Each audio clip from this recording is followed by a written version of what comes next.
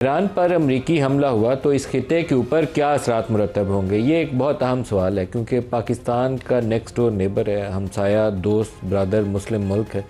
पाकिस्तान के ख़दशात कई हवालों से हैं। एक तो इस खिते में हमसाया होने के नाते से, और दूसरा एक ब्रदर इस्लामिक मुल्क होने के नाते से। लेकिन ये पूरा खिता जो है एक ऐसी सूरत हाल इख्तियार कर जाएगा जिसमें हर तरफ हमें अफरा तफरी नज़र आएगी। बेशतर जो मुस्लिम ममालिक हैं वो इस हमले की मुखालफत कर रहे हैं। अभी जो ताज़ा तरीन इतलात आ रही हैं कि सऊदी अरब और कतर गो के वो माजी के अंदर एक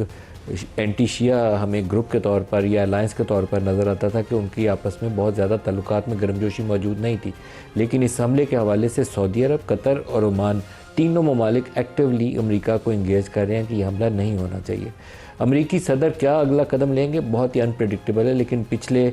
12 से 24 घंटे कह लीजिए कि उसके अंदर एक ऐसी कुछ ख़बरों से ऐसी तासुर मिलता है कि शायद थोड़ा सा स्केल डाउन हो रहा है जो थ्रेट है, लेकिन ये बहुत अनप्रेडिक्टेबल है। लास्ट टाइम जब अमेरिका ने वो लाकर B-52 से वो बम गिराए थे 30,000 पाउंड वज़नी, तो उससे पहले भी वो कह रहे थे कि 2 हफ्ते के अंदर वो फैसला करेंगे कि अटैक करना है कि नहीं करना। लेकिन उसके दूसरे तीसरे रोज़ ही उन्होंने वहाँ पर न्यूक्लियर साइट्स के ऊपर लाए और वो B-52 बॉम्बर्स के साथ उन्होंने बमबारी कर दी। तो अभी भी ट्रंप के ऊपर ये यकीन से कहना बहुत मुश्किल है कि वो क्या अगला कदम उठाएंगे, ख़ास तौर पर ईरान और ग्रीनलैंड दोनों के हवाले से। दोनों इशू इस वक्त बहुत टेढ़े हैं और अटके हुए हैं। ग्रीनलैंड के ऊपर भी पूरा यूरोप और नेटो एट स्टेक है, और नेटो के एट स्टेक होने के बावजूद ट्रंप कहते हैं कि नेटो अमेरिका के बगैर है क्या, इनके पल्ले ही कुछ नहीं है। ये एक्चुअली वो उनको कह रहे हैं जो हम आमतौर पर पाकिस्तानी लहजे में एक दूसरे से गुफ्तगू करते हुए कहते हैं ना कि तेरे पल्ले की है, वो यूरोपियन कंट्रीज़ को कह रहे हैं या नेटो ममालिक को कह रहे हैं कि अगर अमेरिका की फ़ौजी क़ुव्वत इसमें से निकाल दी जाए तो आपके पल्ले है क्या,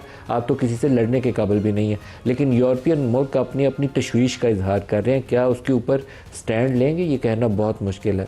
वेनेजुएला के ऊपर भी उसके उस सदर को उठा लाए, मुकदमा चला रहे हैं, लेकिन अभी तक जो ट्रंप के अजम्पशंस थी कि हम जाएंगे और उसके बाद तेल पूरा जो वेनेजुएला का हमारे कब्ज़े में होगा, जो उनके कब्ज़े में वो आया है, लेकिन क्या वो उसको इस्तेमाल कर सकेंगे, ये एक बड़ा सवालिया निशान है। जितनी अमेरिकी कंपनियों को ट्रंप ने बुलाकर दावत दी, उसके बाद जो रिपोर्ट्स और रिसर्च एनालिसिस अमेरिकी मीडिया ने इशाया किए, उससे ये खबर सामने आती है कि कम अज़ कम 5 से 10 साल कुछ 100 से 200 अरब डॉलर की कम अज़ कम मिनिमम उन्होंने थ्रेशोल्ड रखी है $100 बिलियन,